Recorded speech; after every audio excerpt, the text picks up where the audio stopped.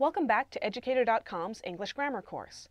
This lesson is about how to use consistent tense, mood, and voice. Let's get started.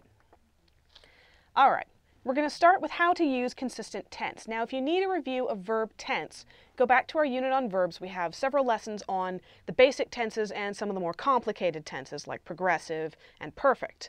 We're going to look specifically at how to tell what tense to use and how to make sure that your entire piece of writing is in the correct tense. Then we're going to look at consistent mood in grammar. We're going to look at the three main moods in English grammar: the indicative, the imperative, and the subjunctive, which was covered a little bit in our lesson on conditional tenses. And finally, we're going to look at consistent voice, when to use the active voice and when to use the passive voice.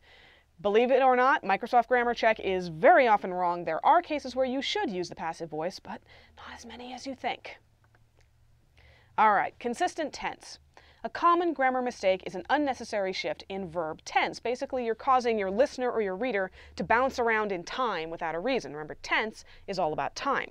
Now, this happens a lot of the time in speech because we get really involved in telling a story. And we shift from the past tense, where we're talking about what happened, to the present tense, so we've got that you are there effect. And it sounds really cool when we talk and looks really stupid when we write it down.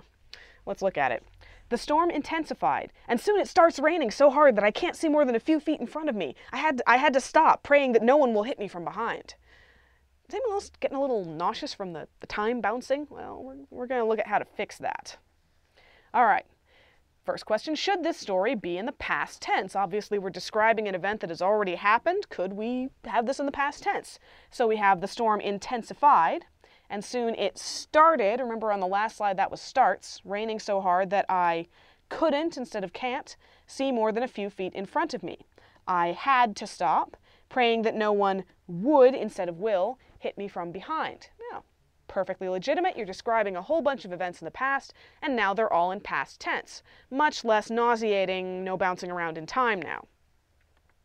Or, could you do this story in the present tense? The storm intensifies, and soon it starts raining so hard that I can't see more than a few feet in front of me.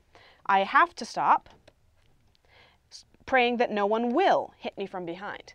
Now, that sounds like it makes just as much sense as the past tense version, right? Well, in fact, it does. Both of these methods are correct.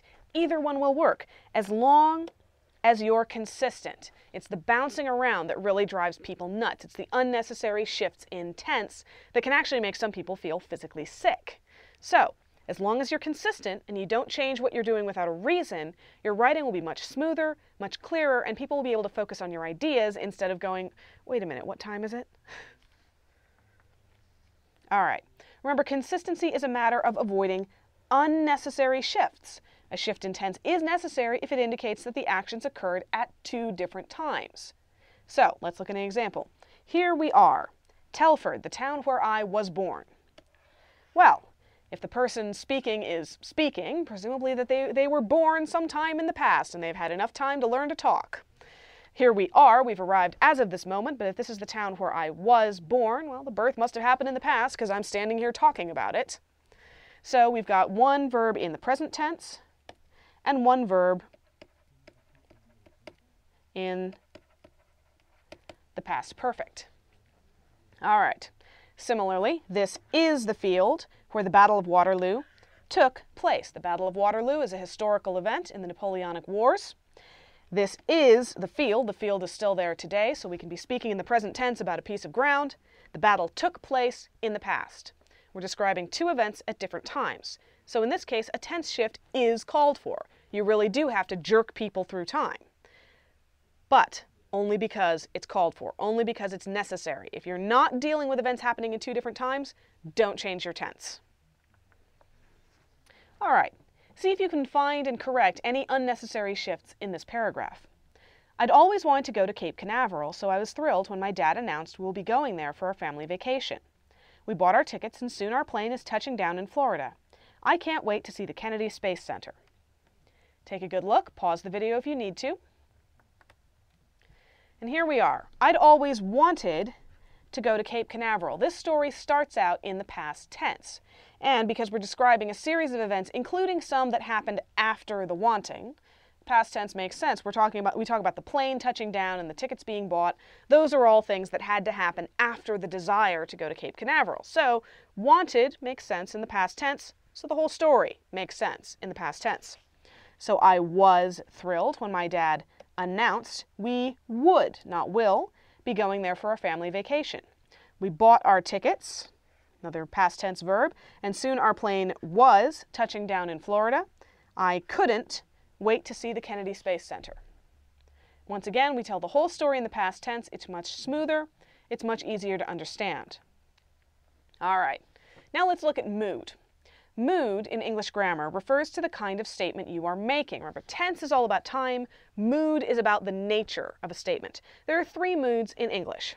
The indicative mood, which is the one we use for almost every sentence, expresses facts, opinions, and questions. You are indicating the state of the world.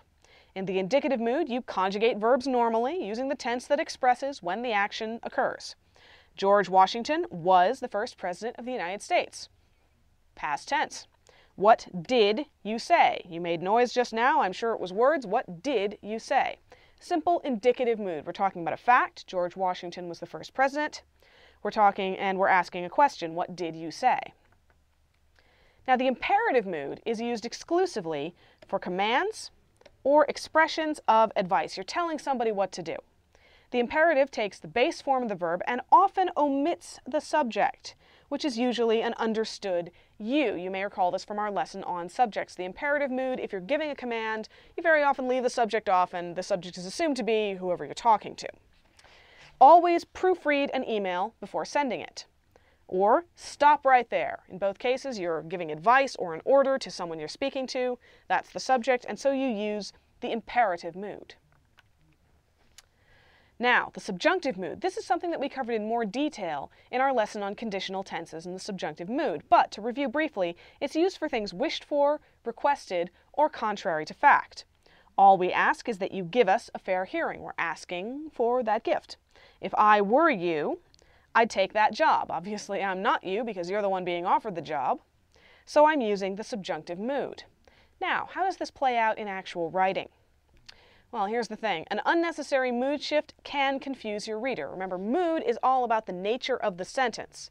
And if you're jumping around and using sentences of different natures for no readily apparent reason, people will get really confused about, are you giving me an order? Are you stating a fact? Or are you wishing? What are you doing? So, let's look at an example. Applicants must fill out all forms completely. All forms should be typed or filled out in black or blue ink. Staple and clearly label each supporting document. Submit your application no later than January 12th. Well, applicants must fill out all forms completely. That is indicative. All forms should be typed or filled out in black or blue ink. Well, that's contrary to fact, so that's subjunctive. And staple and clearly label each supporting document. That is imperative, as is submit your application no later than January 12th. Now, we're kind of bouncing around here, aren't we? Let's try this paragraph in the indicative mood. Applicants must fill out all forms completely. All forms should be typed or filled out in black or blue ink. That's indicative. Each supporting document must be stapled and clearly labeled. Applications must be received no later than January 12th. Fact, fact, fact, fact. Or the imperative mood will also work. Fill out all forms completely. I'm telling you to do that. Type your application or use black or blue ink. I'm telling you to do that. Staple and clearly label each supporting document. Man, I'm telling you all kinds of things. And submit your application no later than January 12th. Note that the imperative mood gives you shorter sentences, a little bit more punch. So if you really want to drive home, this is what you do, you use the imperative mood. But the indicative will work just as well, as long as you are consistent. Now, remember, as with consistent tense, sometimes a shift in mood is necessary when the nature of your sentence changes. As Mary Heaton Vossa wrote, the art of writing is the art of applying the seat of the pants to the seat of the chair. So, if you want to be a writer, sit down and write. Well, we have two different moods in this paragraph. As Mary Heaton Vossa wrote, the art of writing is the art of applying the seat of the pants to the seat of the chair. That is an indicative statement, both that she said it and that the art of writing is so and so. So, indicative. But in the second sentence, So if you want to be a writer, sit down and write. That is imperative. Now, this shift is called for because, of course, the quote has to be an indicative statement. Nothing else it can be. And then you shift to giving instructions. It makes sense because the second thought follows from the first. It's called for. The problem is when you have unnecessary mood shifts. All right, let's look at voice. There are two voices in English, active and passive. A sentence in the active voice has a clear source of action, the subject. Someone stole my purse. There is someone or something performing the action in the active voice, and that someone or something is identified, at least a little bit. A sentence in the passive voice removes or displaces the agent of action. Now, the agent of action, for you non-grammar nerds, is whatever's actually doing it. It's hidden in a prepositional phrase or lost altogether. A sentence in the passive voice does not have to tell you who done it. The subject receives the action. So, my purse was stolen. The verb is was stolen, but the subject is actually what got stolen.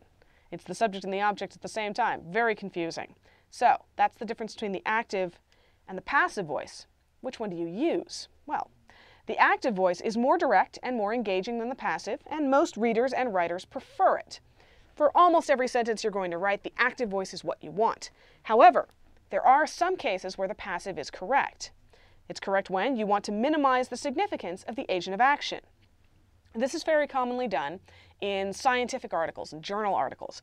The experiment was conducted as planned. We usually don't say, Fred and I conducted this experiment. We say the experiment was conducted because the experiment is the important part. This is a custom in scientific and academic writing, so you get to use the passive voice here, basically, because everyone does it.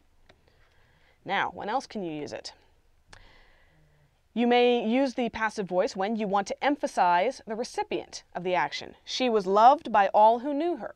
Okay, you could say everybody who knew her loved her, but then the sentence is more about everybody who knew her. She was loved by all who knew her. The sentence is about she. This is something that's very often used in obituaries or talking about someone who has just died. The focus is on the person who has died, so you use the passive voice in the sentence. And finally, you use the passive voice when the agent of action is unknown. If you don't know who did it, but you know it was done, you very often use the passive voice. The classic example is Fred was murdered last night. Well, we know Fred is dead, and he's dead of several gunshots or stab wounds, so it probably wasn't a freak potato peeling accident. He was murdered, but we don't know who did it, so all we can say is he was murdered. It's accurate, and in this case, it requires you to use the passive voice because you don't know who did it. All right.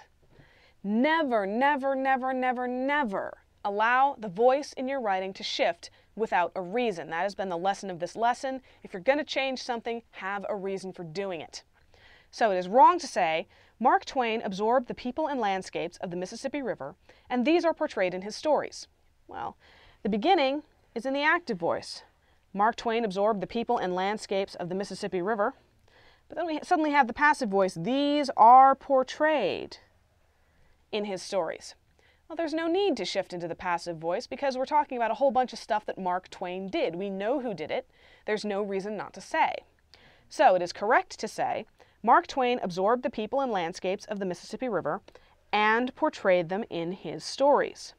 It's shorter, it's clearer, and it's more interesting. All right, see if you can rewrite this paragraph consistently in the active voice. Mark your calendar, it's time for our 5-year reunion. Included in the cost of $40 per couple is dinner. Music will be provided by a live band, so please plan to dance. If you wish to be included in the class directory, please fill out the attached form. It should be returned by April 15th. Take a good look. Pause the video if you need to. We want the whole thing in the active voice. And here we are. Mark your calendar. It's time for our 5-year reunion. The cost of $40 per couple includes dinner. Rather than dinner is included, dinner receiving the action. In this case, we've got the cost in there as the subject, and it's including things. A live band will provide music, so please plan to dance. If you wish to list yourself, okay, once again, we're back in the active voice. In the class directory, please fill out the attached form and return it by April 15th. Rather than saying the form should be returned, you say, you return that form much shorter, much punchier, and much clearer. Consistent tense, consistent mood, and consistent voice will make your writing much smoother and much easier to understand. They're a hallmark of good writing. That's all for this lesson. Thank you for watching Educator.com.